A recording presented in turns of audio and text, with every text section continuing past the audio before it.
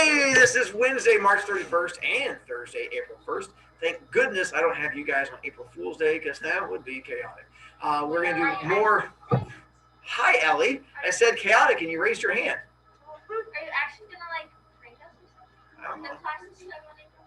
Who knows? I don't have to see you I guys. can't wait till have April Fool's Day update. I know, the one where they take your iPad and having it out during class. And then we get to, let's see, from there, the last Blue Day with you guys. The next time we see each other, we're going to have Red Kids in here too. Red Kids, this is your last time being on Zoom with me, Red Kids, except for the Gray Kids. And then let things be different for them too in a whole different way. Because we're not going to have like 4 kids on Zoom, so it's going to be really weird. But we're going to have more kids in here, and I'll put that up here in a second. Outsiders book, we covered that one. And then again, this is where I have you guys sitting as of now. Yes, if you get 50 B points or more, the next week you can then change your seat if you are wanting to.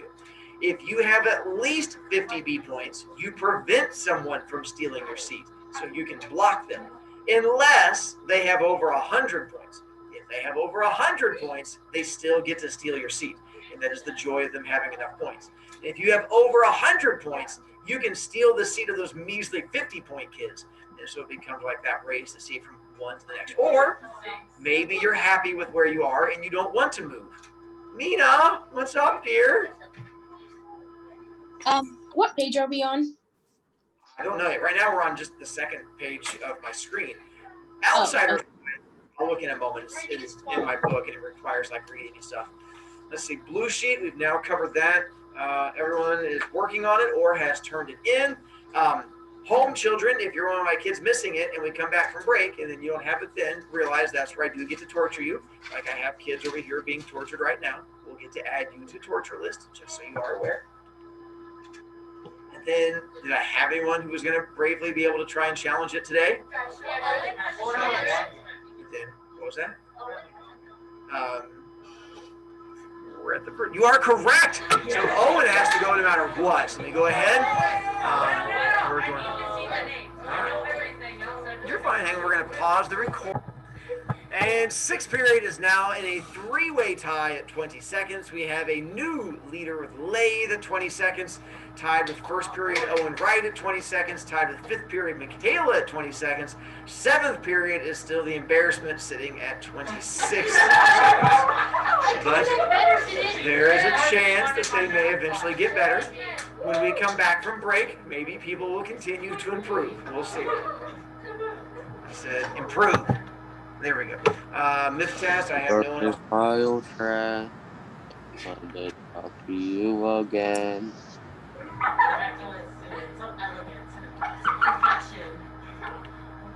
And then outsiders, you should have digital copy of ebook, so we can help you out from there. I think that's it. All right. We are going to get ready to read. So we have bookie book. Let's get into the bookie book from there. All right. Let's go with. We started off with Paul Newman, right? There we go. Where do you guys know Paul Newman from? Cars! Is correct. The movie Cars. And then he also has started his own salad dressing and pasta sauce. I'm hoping, dream come true, that at some point you guys are going to be out shopping with your parents, like grocery shopping, and you're just going to walk by the salad dressing and just reach over there and grab one and just go, he's dead. And then just put it back and just keep walking. And your parents will be like, yes, he is. And you can just walk away and they're like, that was weird. But that'd be like my small gift to the strangeness of the universe.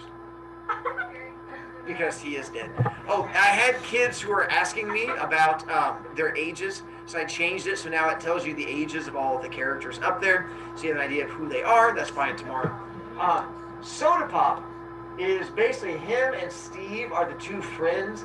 And then like those are the guys that hang around him. And that's like the younger brother and the older brother. But really, like, these are the main group of friends. Soda Pop and then those guys there. Because I think they're all, like, the same grade at school. It's like junior, 11th grade, something like that. And then you have this younger brother and older brother. Greasers, we have the main ones in the story that we're going to get into a lot more today. The Socias, or the Socks. And then we have their dog. And then we have Chad, who's over there to the side. Who drove the red Corvair? Not Corvette. Let's get the TikTok. That was the Socias who jump out and they try to give Ponyboy a haircut because that's a friendly thing for them to do. And let's go to this kid. And when they talk about trying to defend themselves, the busted pop bottle, not the plastic one because that does you no good. You have to have the glass ones, you can snap it off and then shake it full. And then they have the empty lot, like the same things you have in the neighborhoods. We're going to refer to this again today because they have a whole bunch of scenes that happen there. They hang out in the empty lot a lot. And then we got to the Madras. Let's see, we're getting me stopped with you guys. Make sure I don't go too far. He does, I mean, well, obviously he's a Soch. We stopped on page 12. So we had just gotten past the cow lick. I was talking about Derry, the fact that his hair was sticking up, and we got to the cocking of an eyebrow, and that was about what we got. Alright. So this was, his friends showed up, chased everybody away. We're going to finish chapter 1, and then we get to the fun part of the book. Page 12, partway down, where it says, I wiped my eyes hurriedly. And this is where all his friends showed up and chased everybody away. I wiped my eyes hurriedly. Did you catch them? Nope, they got away this time, the dirty. Two-Bit went on cheerfully, calling the Socias every name he could think of, or just make up. The kid's okay? I'm okay. I tried to think of something to say. I'm usually pretty quiet around people, even the gang. I changed the subject. I didn't know you were out of the cooler yet, Dally. Do you guess what a cooler is? Nice little jail. So the fact that Dally had just been in jail and was just getting out. So yeah, different kind of cooler. Good behavior. I got off early. Dallas lit a cigarette and handed it to Johnny. Everyone sat down to have a smoke and relax. The smoke always lessens the tension. I quit trembling. My color was back. The cigarette was calming me down. Two-Bit cocked an eyebrow. Nice looking bruise you got there, kid. I touched my cheek gingerly. Really? Two-Bit nodded sagely. That's a nice cut, too. That makes you look tough.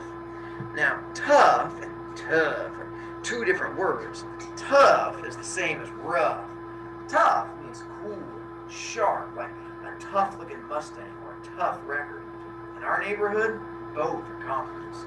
Steve flicked his ashes at me. What were you doing walking by your lonesome? Leave it to good old Steve to bring up something like that. I was coming home from the movies. I didn't think. You don't ever think, Derry broke in. Not at home or anywhere when it counts. You must think at school with all these good grades you bring home. You always got your nose in a book. You ever use your head for common sense? No sirree, bub. If you did have to go by yourself, you should have carried a blade. I just stared at the hole in the toe of my tennis shoe. Me and Derry just didn't dig each other. I never could please him. He would have hollered at me for carrying a blade if I had carried one. If I brought home B's, he wanted A's. If I got A's, he wanted to make sure they stayed A's. If I was playing football, I should be in studying. If I was reading, I should be out playing football. He never hollered at Soda Pop. Not even when Soda dropped out of school or got tickets for speeding. He just hollered at me. Excuse me. Soda was glaring at him. Leave my kid brother alone, you hear? It ain't his fault he likes to go to the movies. It ain't his fault the Socias like to jump us. If he had been carrying a blade, it would have been a good excuse to cut him to ribbons. Soda always takes up for me. Derry said impatiently, when I want my kid brother to tell me what to do with my other kid brother, I'll ask you, kid brother. But he laid off of me. He always does when Soda Pop tells him to. Most of the time. Hey, next time get any one of us to go with you, Pony Boy.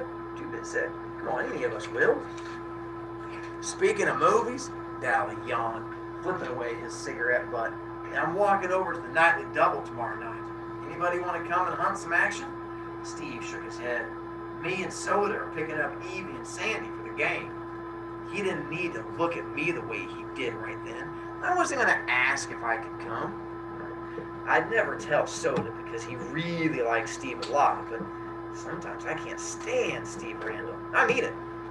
Sometimes I hate him. Derry sighed just like I knew he would.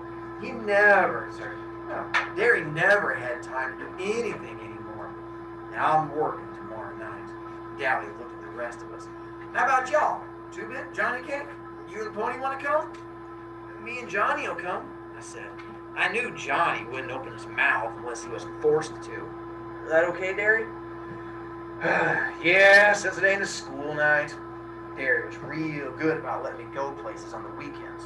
On school nights, I could hardly leave the house. I was planning on getting boozed up tomorrow night, Two-Bit said. If I don't, I'll walk over and find y'all. You guys know what boozed up is? Yeah, like drinking. Just making sure. Yep, not just like drinking, but it is drinking. Steve was looking at Dally's hand. His ring, which he had rolled a drunk senior to get, was back on his finger. Did you break up with Sylvia again? Yeah, this time it's for good. That little broad was two-timing me again while I was in jail. I thought of Sylvia and Evie and Sandy and Two-Bit's mini blondes. They were the only kinds of girls I would look at as I thought. Tough, loud girls who wore too much eye makeup and giggled and swore too much. I liked Soda's girl Sandy just fine, though. Her hair was natural blonde. Her laugh was soft, like her china blue eyes. She didn't have a real good home or anything, and she was our kind, greaser. But she was a real nice girl. Still, lots of times I wondered what other girls were like. The girls who were bright-eyed, had their dresses a decent length, acted as if they liked to spit on us if given a chance. Some were afraid of us. And remembering Dallas Winston, I didn't blame them. But most looked at us like we were dirt. Gave us the same kind of look that the Socias did when they came by in their Mustangs and Corvairs and yelled, "Grease!" at us. I wondered about them. The girls, I mean. Did they cry when their boys were arrested like Evie did when Steve got hauled in? Or did they run out on them the way Sylvia did Dallas? Maybe their boys didn't get arrested, or beaten up, or busted up in rodeos. I was still thinking about it while I was doing my homework that night. I had to read Great Expectations for English. And that kid, Pip, I don't know, he reminded me of us. The way he felt marked lousy because he wasn't a gentleman or anything. And the way that girl kept looking down on him. That happened to me once. One time in biology, I had to dissect a worm, and the razor wouldn't cut, so I used my switchblade. And the minute I flipped it out, I forgot what I was doing, or I would never have done it. This girl right beside me kind of gasped and said, "They're right, you are a hood." That didn't make me feel so hot. There were a lot of Socias in that class. I mean, I get put into the A classes because I'm supposed to be smart, and most of them thought it was pretty funny. I didn't, though. She was a cute girl. She looked real good in yellow. And we deserve a lot of our trouble, I thought. I mean, all right, Dallas deserves everything he gets, and should get worse if you want the truth. In Two-Bit, he doesn't really want or need half the things he swipes from stores. He just thinks it's fun to swipe everything that isn't nailed down. And I can understand why Soda Pop and Steve get into drag races and fight so much, though. Both of them have too much energy, too much feeling, no way of blowing it off. Bob Hart or Soda? I heard Derry mumbling, "Oh, you're going to put me to sleep." I looked at the door. Soda Pop was giving Derry a back rub. Derry's always pulling muscles. He roofs houses. He's always trying to carry 2 bundles of roofing up the ladder. I knew Soda would put him to sleep because Soda can put about anyone out when he sets his head to it. He thought Derry worked too hard anyway. I did too. Derry didn't deserve to work like an old man when he was only 20. He'd been a real popular guy in school. He was captain of the football team. He'd been voted Boy of the Year. He just didn't have the money for him to go to college, even with the athletic scholarship he won. And now, he didn't have time between jobs to even think about college. So he never went anywhere, never did anything anymore, except work out at gyms, go skiing with some friends of his sometimes. I rubbed my cheek where it turned purple. I looked in the mirror. It did make me look tough, but Derry made me put a Band-Aid on the cut. I remembered how awful Johnny had looked when he got beaten up. I had just as much right to use the streets as the Socias did. Johnny had never even hurt them. Why did the Socias hate us so much? We left them alone. I nearly went to sleep over my homework trying to figure it out. Soda Pop, who jumped in bed by this time, yelled sleepily for me to turn off the light and get to bed. When I finished the chapter I was on, I did. Lying beside Soda, staring at the wall, I kept remembering the faces of the Socians as they surrounded me. That blue Madras shirt the blonde was wearing, and I could still hear a thick voice. Need a haircut, greaser? I shivered. Blaze. Something tells me the person who owned this book last had a cat. Yeah, could be. You. Yes, you put your name on it, right? You cold, Pony Boy? A little. I lied. Soda threw one arm across my neck. He mumbled something drowsily. Oh, listen, kiddo. When Derry hollers at you, he don't mean nothing. He's just got more worries than somebody his age ought to. Don't take him serious, you dig, Pony? Don't let him bug you. He's really proud of you because you're so brainy. It's just because you're the baby. I mean, he loves you a lot. Savvy? Sure, I said, trying for Soda's sake to keep the sarcasm out of my voice. Is Soda? Yeah. How come you dropped out? I never have gotten over that. I could hardly stand it when he left school. Because I'm dumb. The only things I was passing anyway were auto mechanics and gym. You're not dumb. Yeah, I am. But hey, shut up, I'll tell you something. Don't tell Derry though? Okay.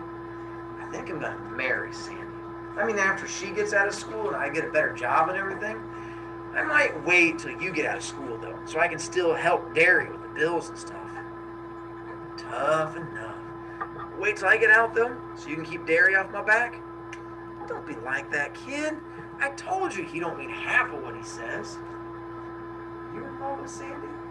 What's that like? It's real nice. In a moment, his breathing was light and regular. I turned my head to look at him, and in the moonlight, he looked like some Greek god come to earth. I wondered how he could stand being so handsome. Then I sighed. I didn't quite get what he meant about Derry. Derry thought I was just another mouth to feed, somebody to holler at. Derry loved me? I thought of those hard, pale eyes. Soda was wrong for once, I thought. Derry doesn't love anyone or anything, except maybe Soda. I didn't hardly think of him as being human. I don't care, I lied to myself. I don't care about him either. Soda's enough. I'd have him until I got out of school. I don't care about Derry. But I was still lying. I knew it. I lie to myself all the time, but I never believed me. We are now kind of done with the boring beginning exposition stuff. We get to the better stuff. Nope, we cannot. But I do have one. We talked about hubcaps with you guys and the stealing of the hubcaps. I think that Steve did. And I should, for those of you who are hubcappy things, you get a chance to see what it looks like. We do. That's in just a moment. Dreams come true. I know exactly what you're going to ask. And yes, this is a real one off a car. It used to have like a thing around the back of it, but it kind of broke off over here. By the way, the reason that there's fake little nubbins on there for like bingo, because if this was actually on a car, these make you think that it's going to be a lot of work to take off because you unscrew it as opposed to just popping it off. Whereas those look really easy to remove. That, it's got fake nubbins on there, is to deter the thieves and make it look fancy. And you get closer to it, you're like, oh, it's fake. You're like, donkey, and you just pull it right off. So for those of you who are going out stealing them this weekend, don't let the fake ones stop you. You commit to them and you steal them, and then you trade them with your friends like Pokemon. Right there? Gotta steal them all, Pokemon. Right? Gotta collect them all. Right there, the saying. Let's see, then we also did, let's see, Will Rogers, and then we got this one. All right. And when he was getting beat up and he had that smell, and I let the red kids smell the, what do you call it? Rotten. I was gonna. It's old. It does.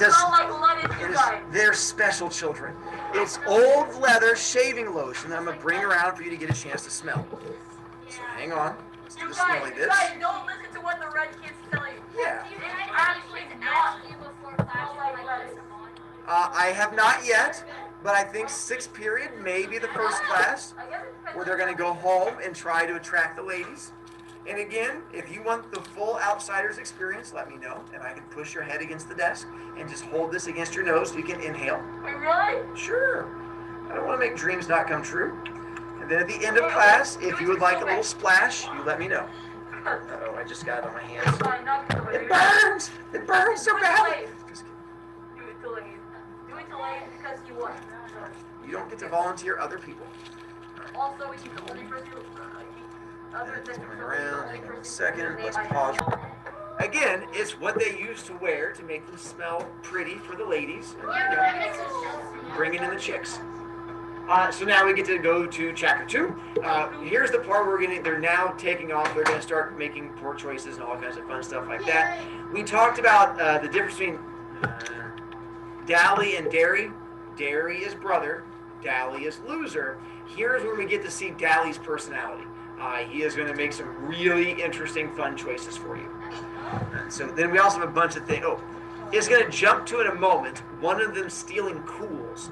Kools. I'm assuming you don't know what Kools are, which is a good thing because they're cigarettes. For those of you who are getting into it in a moment. So just letting you guys know on that one. For those of you wanting to go out and steal things this weekend. Oh, so I don't have to pause as much while reading. There's 2 more things I want to show you. They're going to talk about, they're going to go to hang out at a drive-in restaurant. Yeah, a drive-in restaurant is not a drive-through restaurant. Like Sonic is different. Sonic is a drive-through. The drive-in, they did not have a drive-through at all. You would park in the parking lot, and they had like these outdoor menu things, and they would bring you food out to your car, and then you would sit in the parking lot and eat. Dog and Suds is one I've heard. There's A&W was another one. There's a whole bunch of like little ones, especially if you go out in like the country places. They have more of them out there. Zachary? They have something like that at McDonald's where they make you go park out there. Nowadays they do, but you still have to order by doing the drive-through. But yeah, That's why I said it's so sort of like that. So they talk about that being a big thing. Doesn't know about drive-in restaurant though. Yeah. And then they're also getting ready to go to a drive-in movie theater. I've actually seen one of these. And so these do still exist. There's one in Indy that is open and was open all during pandemic. There's one back in Connecticut. Yeah, they've had them all, and so you stay in your car. They have like speakers on little poles. Although nowadays they use the speakers like in your car, but you stay in your car to watch a movie. They don't drive to one in the book. They have a lot of these places will have like stadium seating, like at football stadiums, and they'll have seating in this front area where you can get out of your car and then just sit up there and then listen, and you can hear like music coming from behind you. So in this book, they're going to go sit in this little front area between the cars and the front screen. Yes. Yeah, I saw one at Evie drove by. And it only popped up right. They did. I know they had the one in Indianapolis. One is awesome if you get a chance to go, but it is a huge parking lot, and they have 5 screens, like one on each corner, and you can stand in the middle where you get popcorn, it's like in this middle building, and you can turn and watch like 5 movies, like all at the same time, like they're all going. I took my daughters there over pandemic. It was great. You could like see, and then you just go sit in your car, and you get to avoid people. It was a neat thing. I went there. I stayed there. No, that makes sense. We saw the Invisible Man movie while we were there. Oh, that's scary. Yeah, it was a fun one to see. It was all dark, and you have to worry about people like coming up and sneaking up. So, all right. Continue. Chapter 2, page 19. Dally was waiting for Johnny and me under the streetlight at the corner of Pickett and Sutter. And, since we got there early, we had time to go over to the drugstore in the shopping center and goof around. We bought Cokes, blew straws at the waitress, and walked around eyeing things that were laying out in the open until the manager got wise to us and suggested we leave. Yes? Cokes used to have coke. Coke used to have cocaine. Way back in the 1910s. So Okay, before so even this, this. so not this. Not this way, no. They don't, okay, Just not- normal Coke. He was too late, though. Dally walked out with 2 packages of Kools under his jacket. Then we went across the street and down Sutton a little way to the Dingo. There are lots of drive-ins in town. The Socias go to the Way Out and to Rusty's, and the Greasers go to the Dingo and to Jay's. The Dingo is a pretty rough hangout. There's always a fight going on there. Once, a girl got shot. We walked around talking to all the Greasers and the hoods we knew, leaning in car windows or popping into the back seats, getting in on who was running away and who was in jail, who was going with who got with who stole what, when, and why. We knew about everybody there. There was a pretty good fight while we were there between a big 23-year-old greaser and a Mexican hitchhiker. We left when the switchblades came out because the cops will be coming soon, and nobody in his right mind wants to be around when the fuzz show. The fuzz being the Popos. Good job. We crossed Sutton and cut around behind Spencer Special, the discount house, chased two junior high kids across a field for a few minutes, and by then it was dark enough to sneak in over the back fence of the nightly double drive-in movie.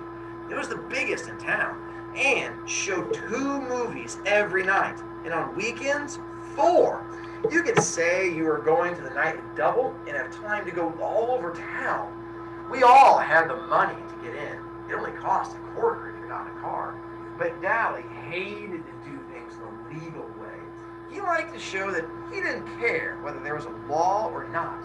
He went around trying to break laws. We went to the rows of seats in the front of the concession stand to sit down. Nobody else was there except 2 girls who were sitting down front. Dally eyed them coolly, then walked down the aisle and sat right behind them. I had a sick feeling that Dally was up to his usual tricks, and I was right. He started talking loud enough for the 2 girls to hear.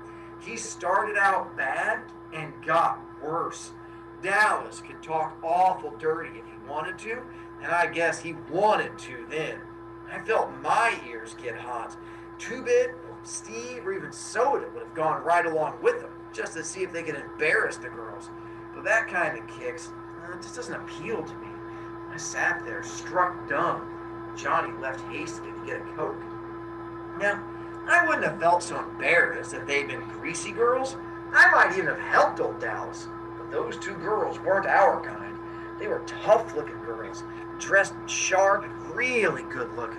They looked about 16, 17. One had short dark hair, the other had long red hair. The redhead was getting mad or scared. She sat up straight and she was chewing hard on her gum, and the other one pretended not to hear Dally. Dally was getting impatient. He put his feet up on the back of the redhead's chair, winked at me, and then beat his own record for saying something dirty. She turned around and gave him a cool stare. "Take your feet off my chair! Shut your trap!" Boy, she was good looking. I'd seen her before. She was a cheerleader at our school. I'd always thought she was stuck up. Dally merely looked at her and then kept his feet where they were. Who's gonna make me? The other one turned around and watched us. "That's the greaser that jockeys for the /J sometimes," she said, as if we couldn't hear her. Quick pause, because not a thing you're going to know. Jockeying was a thing where you would work at a gas station, and your job was to go out and fill up the gas tanks of cars. It used to be where you were not allowed to fill up your own gas tank. You'd go to a gas station, and there was a kid's job was to come out, clean your windows, and fill your tank. They were called a gas jockey. The /J is like a shell. It just is a type of gas station. So when they say he jockeys at the /J, it just means that this is his job that he does. Jockeys at the /J. I heard that same tone a million times. Greaser, greaser, greaser. Oh yeah, I'd heard that tone before too many times.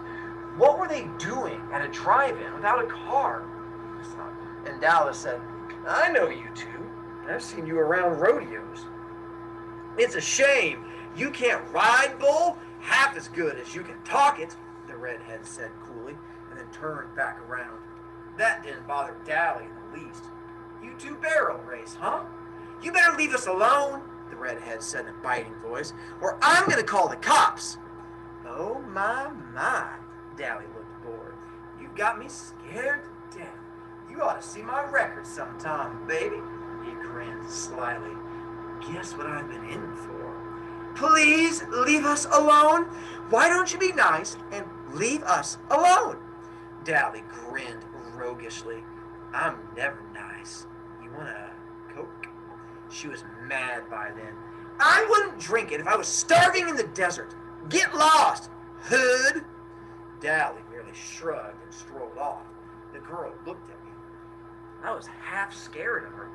Well, I'm half scared of all nice girls, especially Sochas. Are you gonna start in on us? I shook my head wide-eyed. No. Suddenly she smiled. Oh, gosh, she was pretty. You don't look the type. What's your name? I wish she hadn't asked me that. I hate telling people my name for the first time. Ponyboy Curtis?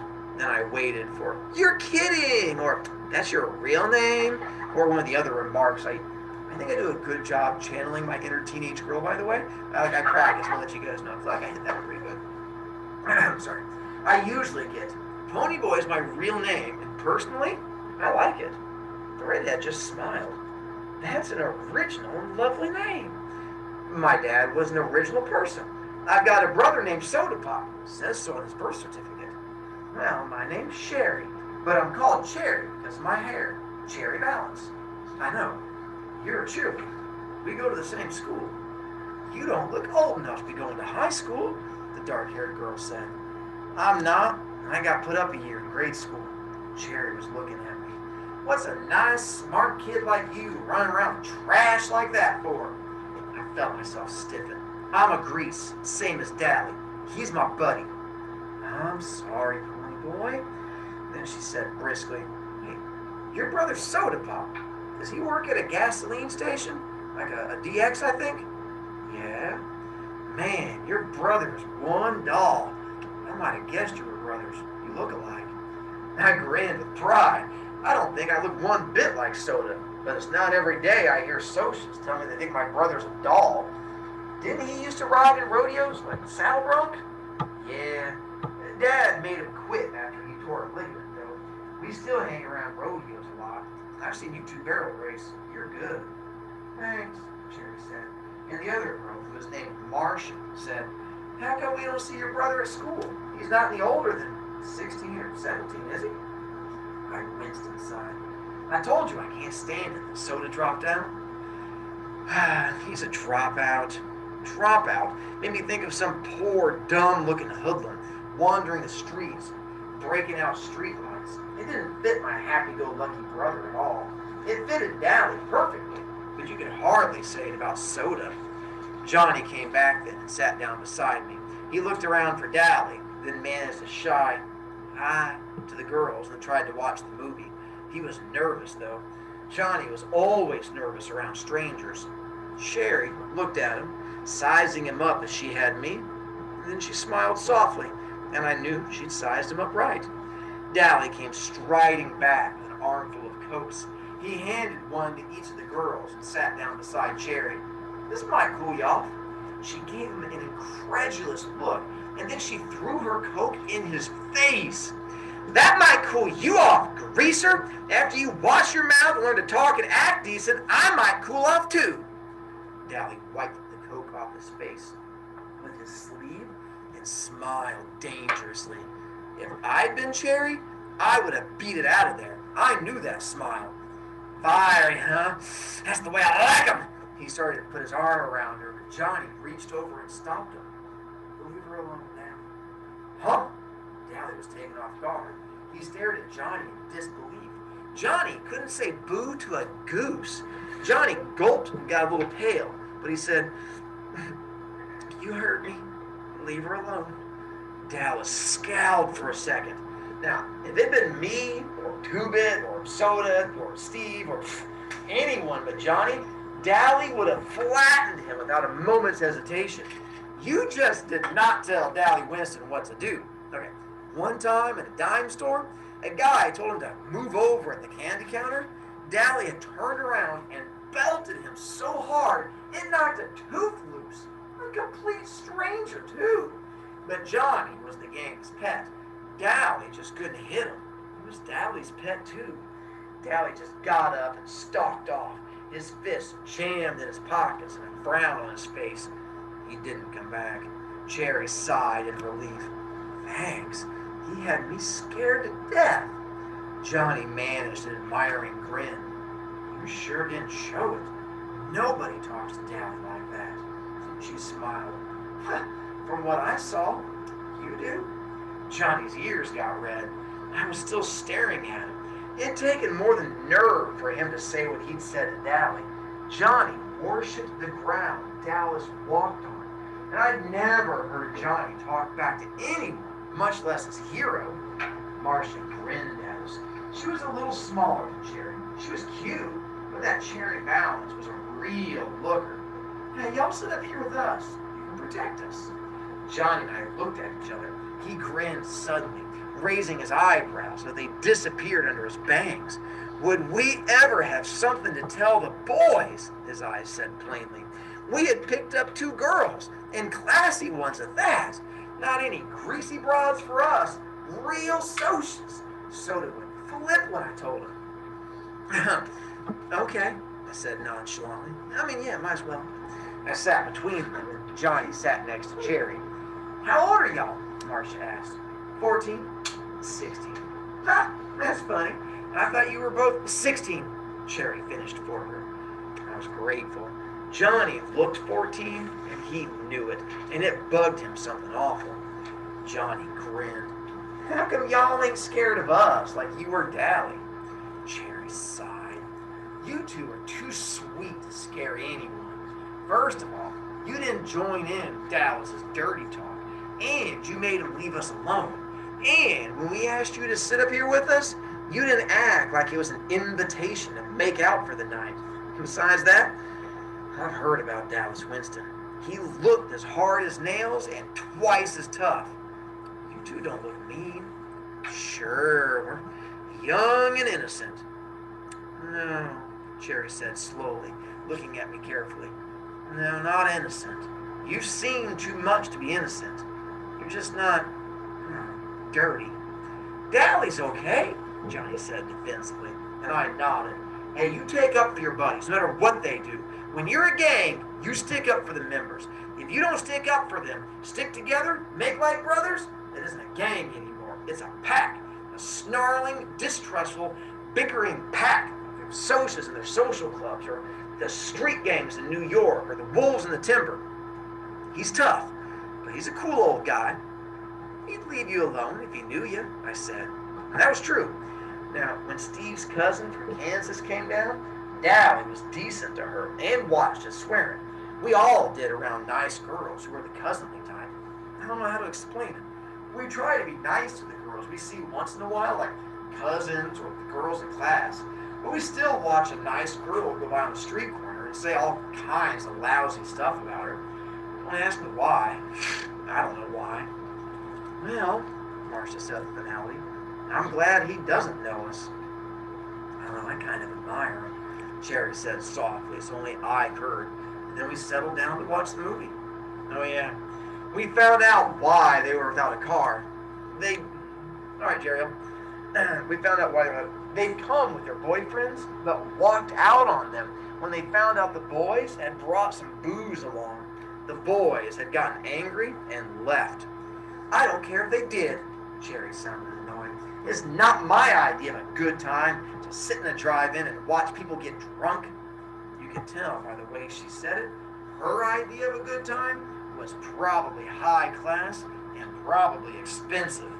They decided to stay and see the movie anyway. It was one of those beach party movies with no plot and no acting, but a lot of girls in bikinis and some swinging songs, so it was all right. We were all 4 sitting there in silence when suddenly a strong hand came down on Johnny's shoulder and another one on mine, and a deep voice said, "Okay, greasers, you had it!" I almost jumped out of my skin. It was like having someone leap out from behind a door and yell boo at you. I looked fearfully over my shoulder, and there was Two-Bit grinning like a Chessie cat. Real quick, Chessie cat means a Cheshire cat from Alice in Wonderland. So that's what he's referring to. Two-Bit has a giant grin on his face like that. Oh, glory, Two-Bit. You scared us to death. He was good at voice imitation, and it sounded for all the world like a snarling Soch. Then I looked at Johnny.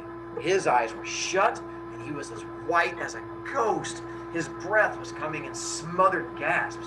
Two-Bit knew better than to scare Johnny like that. I guess he'd forgotten. He's kind of scatterbrained. Johnny opened his eyes and said weakly, "Hey, Two-Bit." Two-Bit messed up his hair. "Ah, sorry, kid, I forgot." He climbed over the chair and plopped down beside Marcia. "Who's this, your great-aunts?" "Great-grandmothers, twice removed," Cherry said sweetly. I couldn't tell if Two-Bit was drunk or not, and it's kind of hard to tell with him. He acts boozed up sometimes, even when he's sober.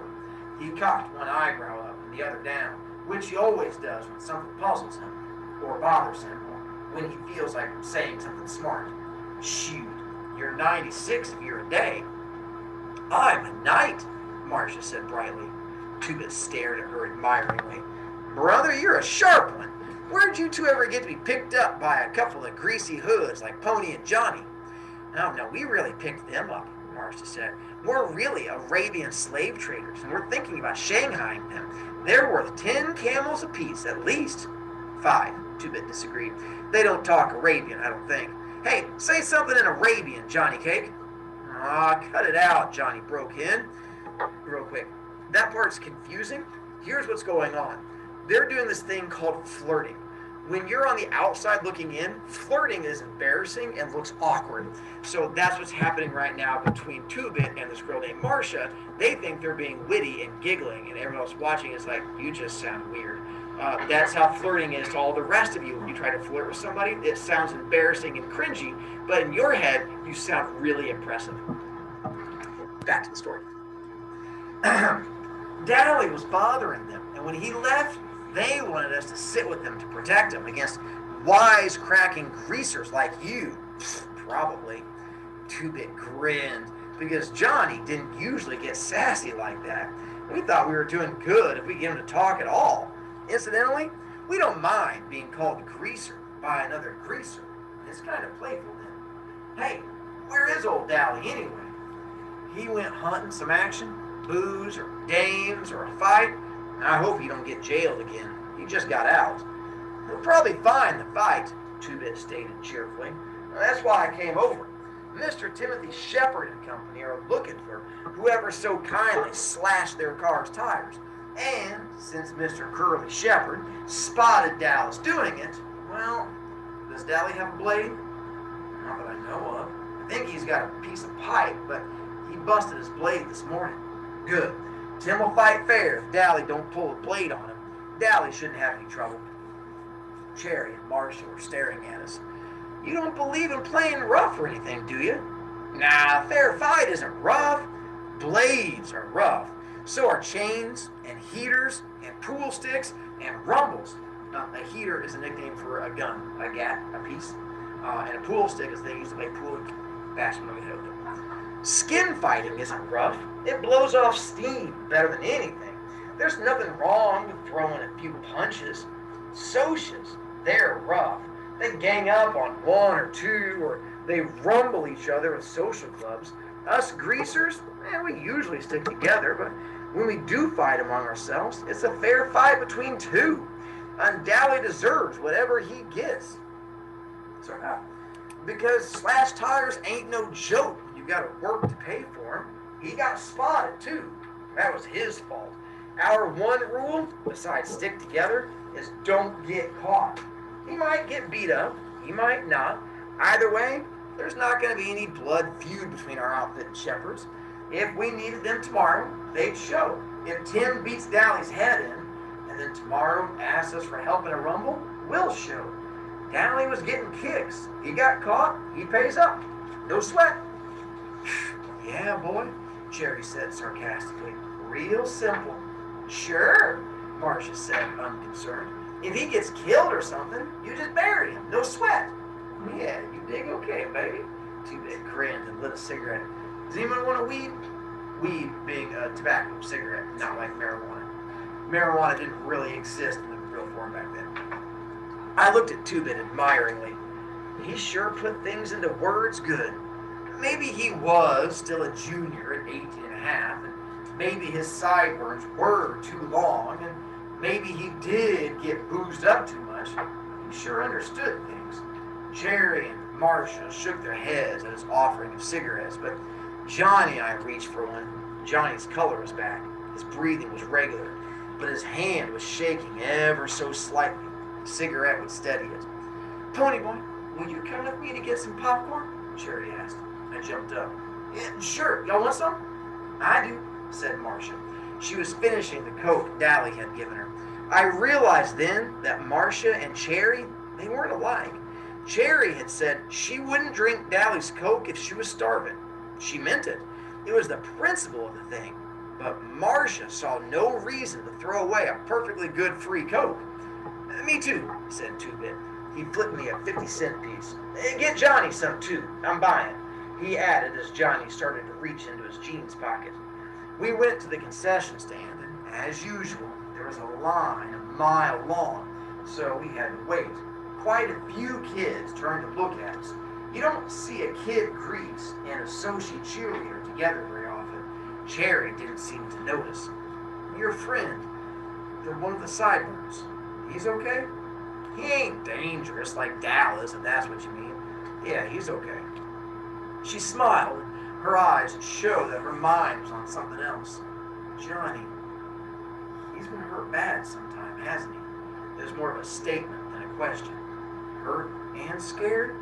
It was the socias, I said nervously, because there were plenty of socias milling around. Some of them were giving me funny looks, as if I shouldn't be with Cherry or something. And I don't like to talk about it either. Johnny getting beat up, I mean. But I started in, talking a little faster than I usually do, because I don't like to think about it either.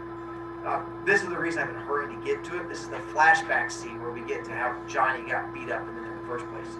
They're going to talk about the 2x4, because a person gets beat with a 2x4. This is what they're referring to when they talk about a 2x4. It's the thing that you use like to build houses, like the piece of wood. So this is a 2x4, so you have some idea. Yeah, and they use that. I got a shorter one because it's easier to swing around, but yes. So this is the flashback scene to what happened to Johnny. It was almost 4 months ago. I'd walked down to the DX station to get a bottle of pop and to see Steve and Soda because they'll always buy me a couple of bottles and let me help work on the cars. I don't like to go on weekends because there's usually a bunch of girls down there flirting with Soda. All kinds of girls, like socias too. I don't care too much for girls yet. Soda says I'll grow out of it. I mean, he did. It was a warmish spring day with the sun shining bright, but it was getting chilly and dark by the time we started for home. We were walking because we'd left Steve's car at the station. At the corner of our block, there's a wide open field where we play football and hang out, and it's often a site for rumbles and fistfights. We were passing it, kicking rocks down the street, and finishing our last bottle of Pepsi when Steve noticed something lying on the ground. He picked it up. It was Johnny's blue jeans jacket, the only jacket he had. Huh, looks like Johnny forgot his jacket, Steve said, slinging it over his shoulder to take it by Johnny's house. Suddenly he stopped and examined it more carefully. There was a stain the color of rust across the collar. He looked at the ground. There were some more stains on the grass. He looked up and across the field with a stricken expression on his face. I think we all heard the low moan and saw the dark, motionless hump on the other side of the lot at the same time. Soda reached him first. Johnny was lying face down on the ground. Soda turned him over gently. I nearly got sick. Someone had beaten him badly. We were used to seeing Johnny banged up. His father clobbered him around a lot, and although it made us madder than heck, we couldn't do anything about it. But those beatings had been nothing like this. Johnny's face was cut up, bruised, and swollen. There was a wide gash from his temple to his cheekbone. He would carry that scar all his life. His white t-shirt was splattered with blood. I just stood there trembling with sudden cold. I thought he might be dead. I mean, surely nobody could be beaten like that and live. Steve closed his eyes for a second and muffled a groan as he dropped on his knees beside Soda. Somehow, the gang sensed what had happened. Two-Bit was suddenly there beside me, and for once his comical grin was gone, and his dancing gray eyes were stormy. Derry had seen us from our porch and ran toward us, suddenly skidding to a halt. Dally was there too, swearing under his breath and turning away with a sick expression on his face. I wondered about that vaguely. Dally had seen people killed on the streets of New York's West Side. Why did he look sick now? Hey, Johnny? Soda lifted him up and held him against his shoulder. He gave the limp body a slight shake. Hey, Johnny Cake. Johnny didn't even open his eyes, but there came a soft question. Soda? Yeah, it's me. Don't talk. You're gonna be okay. There was a whole bunch of them. Johnny went on, swallowing, ignoring Soda's command. This is the blue Mustang he's talking about. A blue Mustang full. I got so scared. He tried to swear, but suddenly started crying, fighting to control himself, then sobbing all the more because he couldn't. I'd seen Johnny take a whipping with a 2x4 from his old man. He never even let out a whimper. That made it worse to see him break now. Soda just held him, pushed Johnny's hair back out of his eyes. Nah, it's okay, Johnny Cake. They're gone now. It's okay. Finally, between sobs, Johnny managed to gasp out his story. He'd been hunting our football to practice a few kicks when a blue Mustang pulled up beside the lot. There were 4 Socias in it. They caught him, and one of them had a lot of rings on his hand. That's what had cut Johnny up so badly. It wasn't just that they'd beaten him half to death. He could take that. They'd scared him. They had threatened him with everything under the sun. Johnny was high-strung anyway, a nervous wreck from getting belted every time he turned around and from hearing his parents fight all the time. Living in those conditions might have turned someone else rebellious and bitter. It was killing Johnny. He had never been a coward. He was a good man in a rumble. He stuck up for the gang and kept his mouth shut good around cops. But after the night of the beating, Johnny was jumpier than ever. I didn't think he'd ever get over it. Johnny never walked by himself after that. And Johnny, who was the most law-abiding of us, now carried in his back pocket a 6-inch switchblade. He'd use it too if he ever got jumped again. They had scared him that much. He would kill the next person who jumped him. Nobody was ever going to beat him like that again. Not over his dead body. Way back during short stories, we talked about when the author puts clues to what's going to happen in the future. Foreshadowing. That last part, nobody was ever going to beat him like that again. Not over his dead body. Is going to be our example of foreshadowing. There we stop. Now, over break, I am not giving you homework. Do not read. Here is my warning to you. If you don't listen to me, and you do choose to read the book, be forewarned, we are now in the rising action part. There is a scene coming up in this next couple pages where once you hit it, it is hard to stop reading. And main characters die. Multiple main characters die. If you read ahead, you cannot tell people what happens. If you do, I will be mean to you. Do not read more. We will read together. If you do end up reading on your own, you cannot say anything about what happens in the book. It has to stay a secret because you can't come back and like, Pony Boy dies. He gets attacked by aliens. Oh my God. And then that ruins it for other people.